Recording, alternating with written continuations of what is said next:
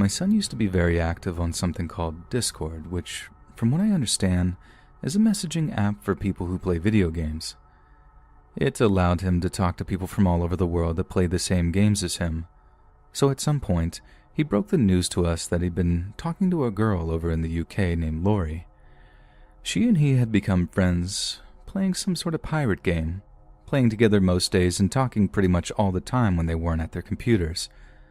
And eventually, he just up and asked her if she wanted to be his girlfriend, and she says yes.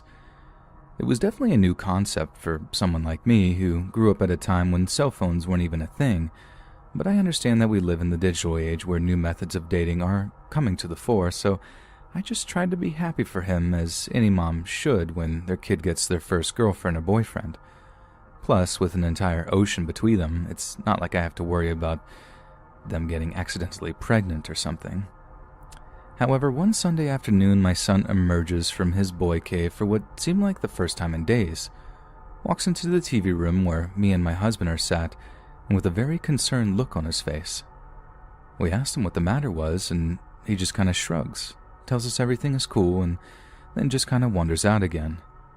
So as you can imagine, me and my husband give each other a look as if to be like, what was that about? My husband gets up, follows our son into the living room before gently prodding him about anything that might be bothering him. From what he told me, our kid was just doing that typical boyish thing of pretending that everything was fine, but in a way that tells us that he's obviously upset about something. My husband then told me he asked after Lori, with our son responding in almost a visceral way of like, "Why are you always in my business? Blah, blah, blah." He'd obviously touched on a sore subject, so our general conclusion was that he and Lori had broken up, and he just didn't want to talk about it. We weren't about to press him on it, so we kind of just left him to it to get over and move on to someone new. But over the next month or so, our son seemed to get increasingly depressed. He'd spend more and more time up in his room, only ever coming out to go to school or eat dinner and then just retreating back to his little boy cave. Like I said, we figured this was because he'd split up with his internet girlfriend, but one time my husband was walking past his room and blatantly heard him talking to someone via his little voice chat Discord thing, addressing them as Babe and, at one point, Lori.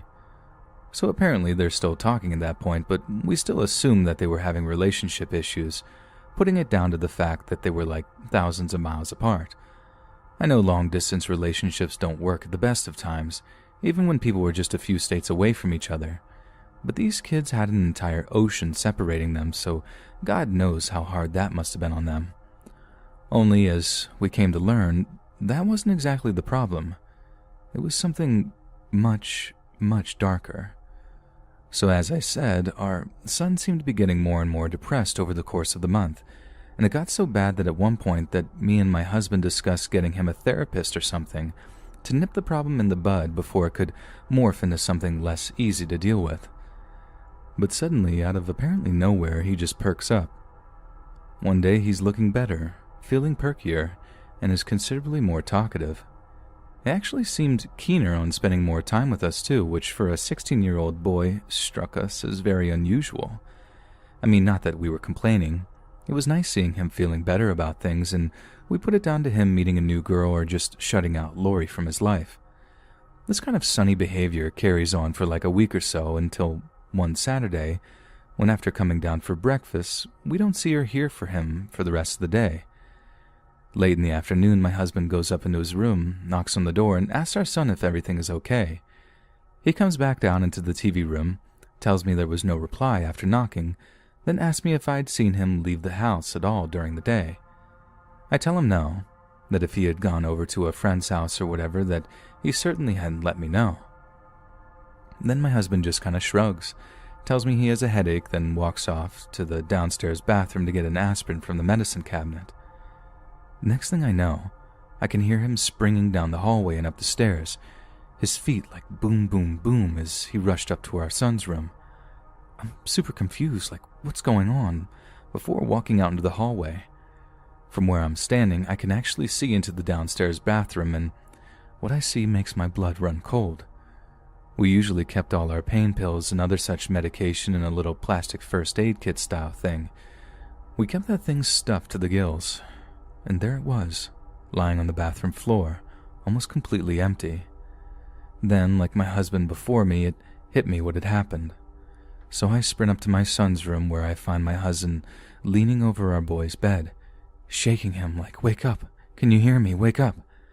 There's a pool of puke sitting on the bed next to his head and he's completely unconscious, and there are empty pill trays lying on the floor nearby. As soon as I walk in, my husband runs back downstairs to call 911, and I take over the shaking and the wailing, begging him to open his eyes. Now, the only light in the room was coming from his computer monitor, so at one point I look over to it and see one of the most haunting things I'd ever seen in my life. On the screen is a webcam window from the Discord thing I mentioned, and it displays the body of a young girl that's just kind of dangling in midair. It took me a second to realize what I was looking at, but when I did, I almost screamed the house down. She was hanging from something. I tried not to look, I really did. I just tried to focus on my boy as his dad ran back upstairs with emergency services on his cell. I should have told him not to look, but I was just distraught. I could barely speak as he walks back into the room and starts describing our son's condition to the dispatcher on the other end of the line. He's frantically talking away when he does pretty much the same thing as me, turns around to see the webcam window open and the girl's body hanging on the screen. He just froze and stops talking, long enough for me to be able to hear the dispatcher say, "Sir, are you there, sir?" At which point he snaps out of his daze and carries on talking to the person on the other end. It was he that then had the same presence of mind to turn off the computer, all the while giving the EMTs her home address and begging them to arrive as quickly as possible. Our son was taken to the hospital where he promptly has his stomach pumped. We stayed all night, waiting in the visitors area, and when a doctor finally approached us with an update on our son's condition, I found my heart racing as I prepared for the worst. But thankfully, we'd gotten him to the hospital just in time, and the nurses were able to pump his stomach and administer the necessary medication to counteract the effects of the things he'd taken already. He survived, barely, but the same couldn't be said for the girl on the computer screen, who we assumed was this Lori girl he'd been in the long-distance relationship with. When our son woke up and saw us in the hospital room, he burst into tears. He apologized over and over again, and we all just cried it out together. He then proceeded to spill his guts to us about what had happened, and I honestly couldn't believe my ears. It turned out that they'd formed a kind of pact together just the week before, right around the same time he seemed to have perked up and gotten out of the funk he was in. Apparently, that was what did it. That she and he had figured out a way to escape the pain they were suffering, and that the revelation had been some kind of boost to him, as morbidly insane as that sounds. We went ahead with booking him into therapy, and he's doing much, much better now. We don't monitor his online activities, as he figured he'd just find a way to subvert us, but we definitely don't allow him to have a computer in his bedroom anymore. And since then, me and my husband have made an effort to acquaint ourselves with the darker corners of the internet, and believe me, there are some days I wish I hadn't. Because my God, are there some horrendous things out there, things I wish I'd never seen, and that I'll never be able to get out of my head. I used to play a lot of Insurgency Sandstorm with a fixed set of guys and a few girls, and we used to organize using a Discord server. People came and went as time went by, but there were a couple of us that actually stayed in touch quite frequently outside of just organizing gaming sessions and became pretty good friends. Insurgency, for those that haven't played it, is one of those hyper-realistic military shooters that tends to get really, really intense and occasionally downright terrifying when it's at its best. I'm not saying we had this proper Band of Brothers vibe going. I know it's only a video game, but like I said, a handful of us ended up being pretty good friends and bonding over the intense level of teamwork required to win rounds, not to mention the sweaty-palmed, adrenaline-fueled firefights. One of these was a lad named Colin. One day, Colin tells us that he wouldn't be playing Insurgency for a little while because he had taken a job teaching English as a foreign language out in Indonesia. He had wanted to do some traveling for a while, but just didn't have the money available to him, and getting qualified to teach English gave him an opportunity to see some more exotic areas of the world whilst getting paid for it. We were pretty gutted to hear the news. He was one heck of a sniper, and many a time we'd been pinned down by some enemy machine gunner only for the gunfire to stop suddenly, followed by a little laugh from Colin and a "have that" in his Scottish accent. We absolutely loved him for moments like that, but we were also really happy for him, and since he promised to stay in the Discord server, we'd be able to keep in touch and hear some stories of his adventures out in the tropics. So a few months go by, and we're enjoying hearing the stories of his travels, along with being updated with photos of him exploring some pretty remote parts of Indonesia. It was the photos of him with the school kids he was teaching that really made me smile, though. He looked like he was having the time of his life, especially when we saw some videos of him teaching the kids some pretty obscure English phrases. Not only that, but occasionally we'd hear some of the kids actually repeat the phrases back kind of in a Scottish accent, and the idea of a bunch of Indonesian kids learning to speak English with an Edinburgh accent was absolutely hilarious to us. I mean, imagine it. Some American wishing an Indonesia fellow good morning or something, only to hear, "You alright, pal? Who's it going?" In response, it still makes me chuckle, even now, to be honest. Then, in September of 2018, I woke up to the news that there had been an earthquake in the sea just off the coast of Indonesia, causing an earthquake that had resulted in a massive tsunami that had destroyed huge sections of the country. Immediately, I thought of Colin. I jumped onto Discord using the app on my phone and sent him a message asking him if everything was alright and hoping he'd not been caught up in the tsunami. Obviously, there was a huge 7 or 8 hour time difference between the UK and Southeast Asia, and occasionally Colin didn't reply for hours, so the fact that he didn't immediately reply wasn't a massive concern to me. But he didn't reply all that day, to the point where I started expressing concerns to some of the other lads in the server, sharing the news of the tsunami with them and mentioning that I was worried Colin had been caught up in it. We knew from the news stories about which areas of Indonesia had been affected, but we didn't know exactly where Colin was, only that it was in some remote areas and didn't always have immediate access to Wi-Fi, another reason for us to not immediately worry. But he didn't reply the next day either, or the day after that, and it got to the point where a week had gone by and we'd heard nothing back from him. No one had seen Colin, even online, since we got news of the tsunami. That's when we really started to worry, and as the days went by, we got more and more frightened that something had happened to him. It's around then that I started going back through some of the messages he'd been sending over the previous month or so. He'd been all over Indonesia, and had spent his first few weeks in the capital city of Jakarta, which had remained relatively unaffected by the earthquake and subsequent tsunami. But then I found out that he'd traveled to a place called Palu to teach English there, and as far as I could tell, that's where he'd been at the time of the disaster when it struck. I then cross-referenced the name of the place with any stories about the tsunami, and found out that it had been one of the worst affected by a destructive tidal wave that apparently reached 23 feet in height. 23 feet of rushing water that had destroyed pretty much everything in its path and caused the deaths of over 15,000 people, and in all likelihood, Colin had been one of them. We were devastated, but the worst part is, even to this day, we still have not had any closure about it. We knew Colin quite well, but he kept his online and personal life pretty separate. We never knew his last name or the names of any of his family, so it's not like we could get in touch with them to find out if he really had died or not, or to see about any funeral arrangements if he had indeed perished during the tsunami. But I think the fact that even now his Discord account lies inactive is evidence of the fact that he did actually lose his life out there. Maybe he's okay, and he just never bothered to get back on Discord. Maybe his close encounter with death made him realize that video games were just a waste of time or something. But I think that's just wishful thinking on my part. In my heart of hearts, I know he's probably dead.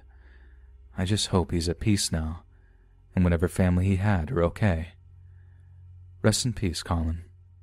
We still miss you.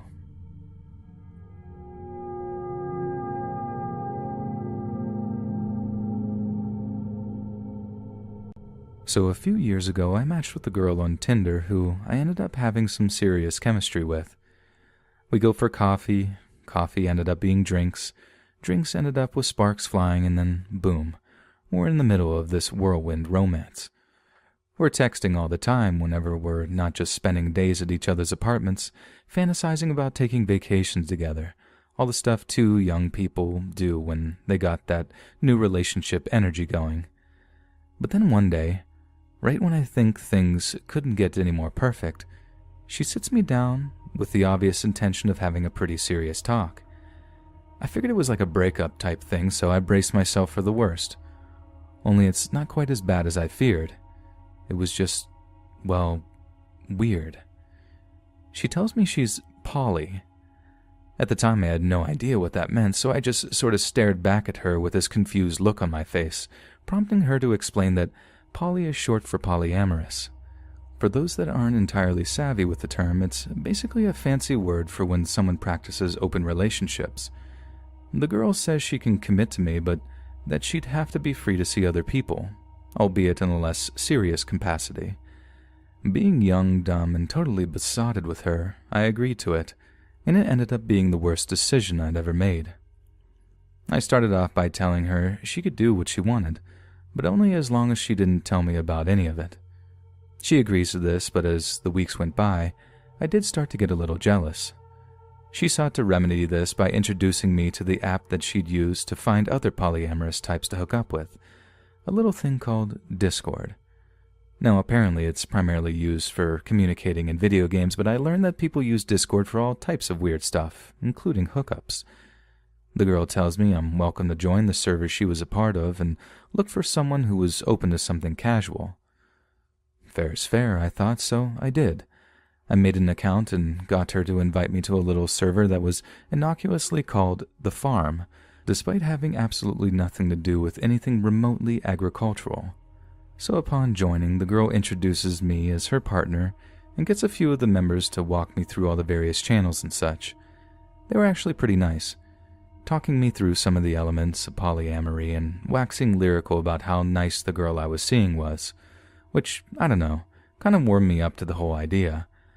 I get talking to another girl on there, we vibe a little, but I can't see anything happening with her. I basically just did it to make the girl I was seeing happy, which apparently it really did. I had gained myself a lot of brownie points from it. So all is well that ends well, right? Nope.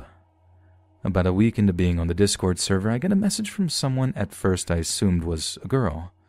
We swap greetings and make a little small talk, then I get a picture message coming through. It turns out this was not a girl at all. It was a dude, and the picture was the only thing I really did not want to see. What exactly it was, I'll leave up to your imagination. But just imagine the worst possible thing a perverted dude could send you over the internet, and yeah, you got it. He follows the picture up by saying he wanted to hook up with me and my girl at the same time. I just ignore the messages, assuming the dude is going to get kicked from the server for rule breaking or something, and eventually bring it up with my girl. She, on the other hand, vouches for this guy, saying she's been talking to him for a while, how he's normally perfectly nice and polite, and that I'm making a big deal out of nothing, claiming I'm just being jealous, etc. I tell her I'm super uncomfortable with the idea of a three-way hookup, how I want nothing to do with it, but again, that she's welcome to do whatever she wants, just as long as I don't have to hear about it. Drama smoothed over, and I think that's the end of it.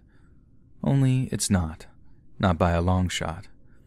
Cut to like a month later, things are still basically going strong with the girl, and I'm out doing some grocery shopping when I notice something that catches my eye. It was one of those things that you just don't really pay attention to unless it happens. Like it's hard to describe. Pretty much every single person who walks into a grocery store either grabs a cart or a basket, right? And people just running in to grab one or two items are in and out in like a minute. So I remember seeing this one dude just kind of walking up and down the aisles with nothing in his hands and thinking like, what the heck is this guy doing here? But he's not doing anything too weird, so I just sort of move on.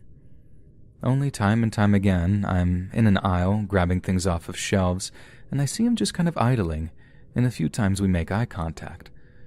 Nothing too creepy, just like a casual glance, but this happened over and over again, to the point where I was like, is this dude following me? Anyway, I get my shopping done, walk back to my apartment, and forget all about it. A few hours later, and I'm sitting in my apartment alone, just chilling and nursing some big food baby from a local Chinese place I got delivery from. I hear footsteps on the stairs outside my apartment. Heavy ones. Nothing unusual as such, but then the front door to the apartment just goes boom, shaking from some heavy impact on the other side. At first I thought it was a neighbor or something, so I shout out like, "What are you doing, dude?" But there's no reply. Just another loud bang against the door. They're not trying to get my attention. They're trying to break in.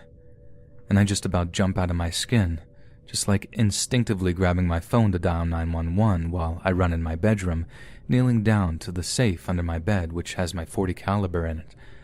I tell the dispatcher what's going on.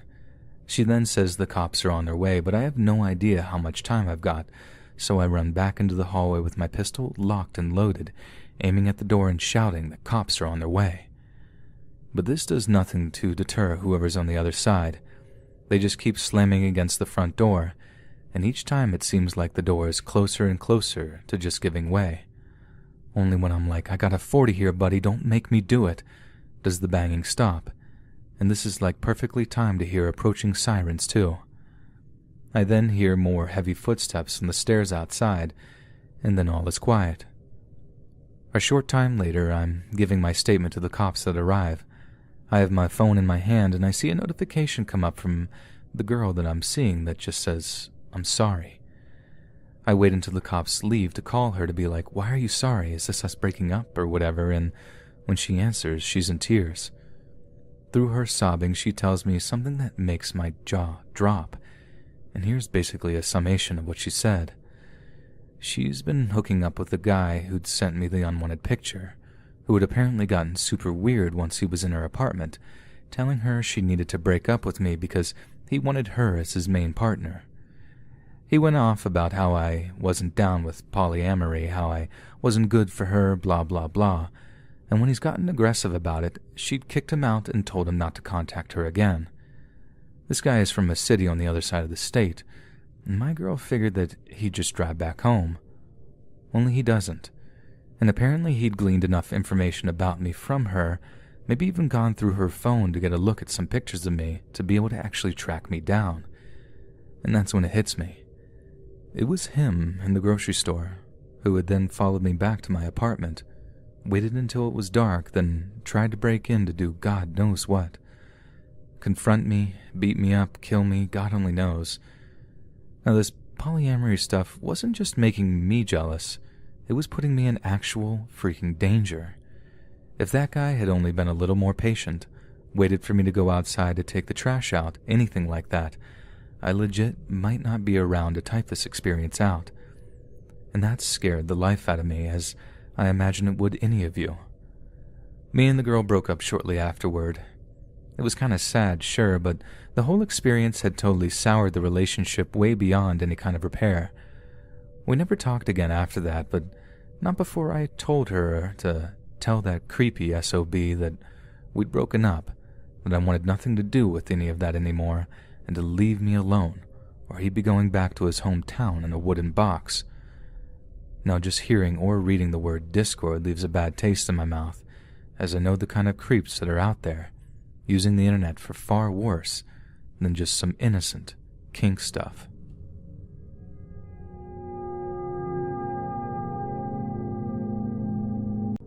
A few years ago, I was part of a True Scary Stories server on Discord.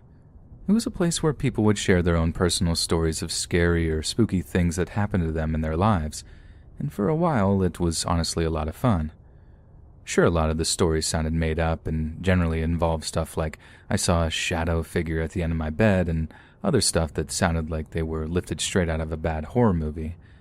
But every so often someone would share a story that didn't have a hint of the supernatural in it, something that was actually believable, and occasionally these stories were genuinely terrifying. I've read a lot of seriously spine-chilling stuff on that server, but a lot of it I've forgotten over the years, probably because although they were creepy, they just weren't disturbing enough to actually stick with me. But there was one story in particular that I've never forgotten, because it's genuinely made me shudder to read. I hope the user in question doesn't mind if I share their story, and if they happen to read this, I'd like to think that they could let me know in the comments and maybe correct anything I got wrong, because I'm telling this from memory. But anyway, here goes. The poster began their story by assuring us that their story wasn't just some fabrication, and although they were pretty young when it happened, just thinking or writing about it as an adult was a pretty stressful experience for them. They went on to explain that their early years were marred by tragedy, how their dad had died when they were real young from a drug overdose, so they were raised by a single mom living in a small apartment just down the street from their grandma's place. Mom did some dating, though, obviously trying to do the right thing and find them a stepdad to give them some kind of father figure in their life. The incident in question happened while she was out on a date. Usually speaking, their grandma would babysit for them anytime Mom needed to go do anything that meant she couldn't bring them along. But on the night of her date, the grandma was working, so although it wasn't ideal, 9 or 10-year-old storyteller was left unsupervised in their mom's ground floor apartment.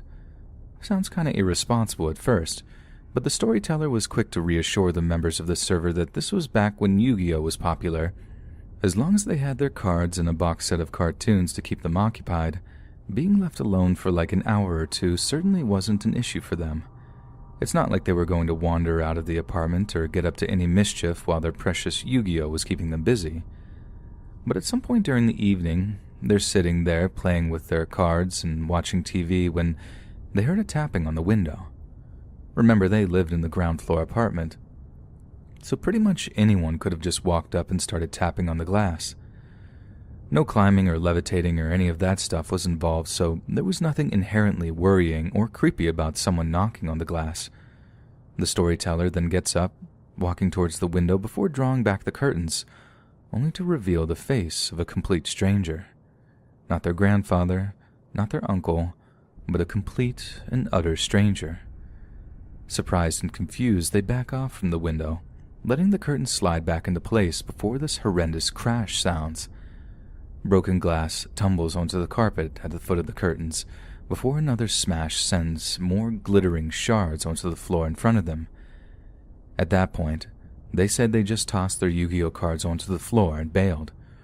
Rushing out of the back door of the apartment and over to a neighbor's house, pounding on the door in a state of abject terror as they looked over their shoulder every so often to ensure the mysterious predator wasn't hot in pursuit. But thankfully, the neighbor answers the door, lets our storyteller in, before taking the time to calm them down to get the full story out of them. Naturally, they called the cops immediately, who rushed over since they were given the description of a home invasion in progress.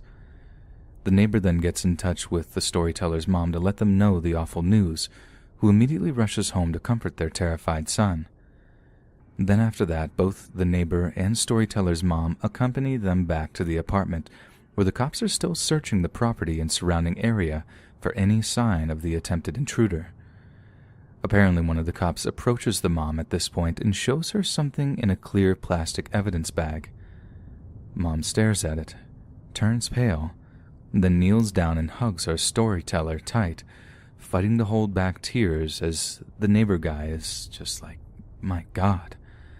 They both ended up staying at the grandma's place for like a week after while the window was repaired.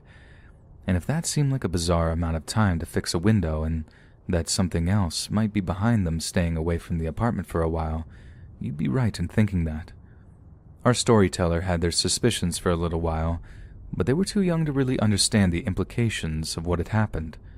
The kind of danger they'd been in wasn't clear until many years later, when their mom explained to them just what happened that evening. You see, it wasn't just the window that was being replaced.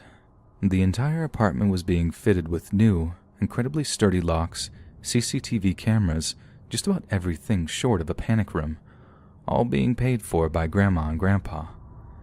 The whole family was absolutely terrified, and it was all down to the piece of evidence that the cops showed to the mom that night, the little thing in the clear plastic evidence baggie that made her turn ashen and squeeze our storyteller in a big, trembling bear hug. What was in that plastic bag was a photograph. A photograph of a young boy curled up in bed, sleeping soundly. and that boy was our storyteller. The mom told a much older storyteller that the photo couldn't have been taken long before the attempted break-in. Something about the sheets on the bed being fairly new or something. I can't quite remember. Or maybe it was a new haircut storyteller had gotten. But either way, it was some detail in there that made it clear that the attempted intruder had broken into the apartment somehow, maybe only a week prior, and taken a photograph of our storyteller while they slept. I can only imagine they had done so to several other children too, making a little catalog of potential victims, perusing them for hours on end before finally deciding on one they liked the most. I think that's what made my blood run cold back when I read their story. The idea that the intruder had taken this perverse liking to them, one that was strong enough for them to be unable to resist their urges, or whatever kind of sick, twisted desires had them smashing that window in that evening. The family only felt safe again when they heard the news that the creeper, whose M.O. was eerily similar to their own experiences, was caught by police and jailed after being extradited to another state. But they kept the whole thing a secret from our storyteller until he was in his late teenage years. There was no more details after that. There wasn't any grand conclusion, just that it was something that had haunted him for years. I never read anything as horrifying as that on that Discord server. It made everything else seem tame in comparison, and I stopped reading shortly afterward. It's weird how we seek out scary stories sometimes, just to give ourselves a little thrill, but end up being genuinely traumatized, not by the spooky skeleton stories, but by things that we know could have easily happened for real.